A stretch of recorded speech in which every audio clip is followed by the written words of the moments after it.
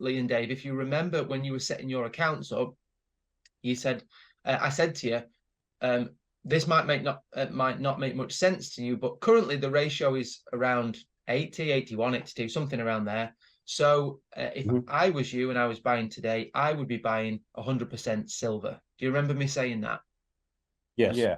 Yes. So this will explain and put some meat on the bones as to why. So this is, I know people when they see graphs, they get really kind of turned off and they don't understand it, but hopefully we're going to put it in a really simplified way. So this is the gold silver ratio graphed over time. That's all it is. So you can see it just kind of bobs around. It goes up a bit, comes down a bit, goes up a bit, comes down a bit. Most graphs that people want to see is something that goes up and to the right, like the hockey stick. And they think, okay, yeah, I bought here and I sold here and I've made this much. With the gold silver ratio, we don't really want that. We like it to just ping pong around, and you'll understand that as we go through. So this is a graph that's kind of just up a bit, down a bit, up a bit, down a bit with the gold silver ratio is a good graph. We like this. So from this gold silver ratio, we can work out what to buy. And at this point, when we say the ratio is 84, it doesn't really mean anything to you. You don't really have any context. Is that good? Is it high? Is it low? It's like if you've ever been to the doctors and had a test and they say, oh, your so-and-so level is 5.2. And you go, is that high? What should it be? What's the normal range? And they say, well, the normal range is 1 to 4. So you're 5.2. You're really kind of at the high end. And with the gold-silver ratio, from this, you'll understand what is high and what is low, and you'll get a bit of an idea about it. So what we do is we say, we put a line in at 60, because 60, 65, somewhere around there is the average over time. Like over the last 50 years, the average has been around 60, 65, something like that. So we put a line in at 60. We put a line at 80, and we put a line in at 40 as well. And what we do for ourselves is we say, if the ratio is 60 today, and we are buying metals with cash, we're buying metals, we would buy 50% silver and 50% gold. Because it's at the average, it's in the middle. It's not saying it's heavily in silver territory and it's not heavily in gold. It's just in the middle. So we're good. We don't know whether it's going to go up from here or down from here. So let's do 50-50. Yeah, we hedge our bets.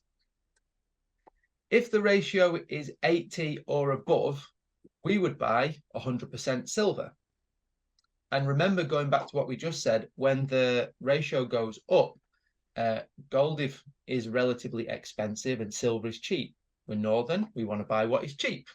So when it goes up, silver territory, 80 and above, and we would buy 100% silver. Does that make sense so far? So, Lee, is this like for a bar, or is it the coins as well, or just silver in general? Adam? This is just buying metals with cash. Right. So, because what we're doing is we're comparing the price of gold with the price of silver. Okay. So we're saying which one is relatively cheap right now, which is a good buy, which is good value for money compared to the other one. Yeah. That's it. So we're just comparing the two. Okay.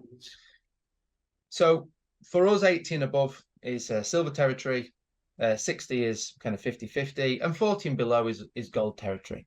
Okay.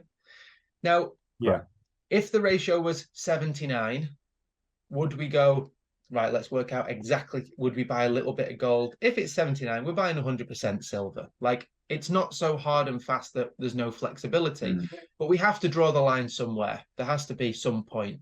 So we say, 18 above, roughly, that's what we're doing.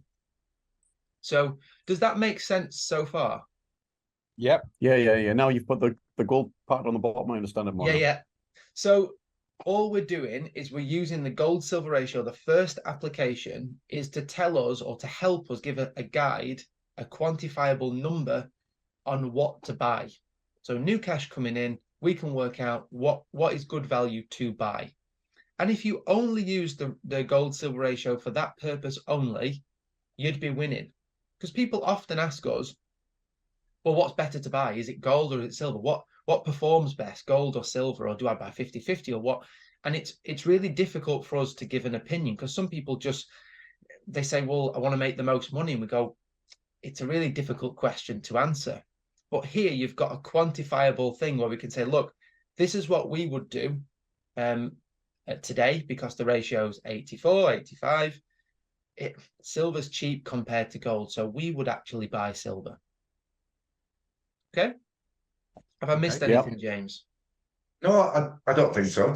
Yeah, Not clear at as all. mud, It's yeah? just, it benefits anybody wherever you are in the world, wherever you are. It's a Yes. massive advantage in itself just knowing this. If we'd followed this right at the very beginning, we did Yeah. start following it after a year or so, didn't we? But again, if we started following this alone right at the very beginning, we'd have been better off now, you know?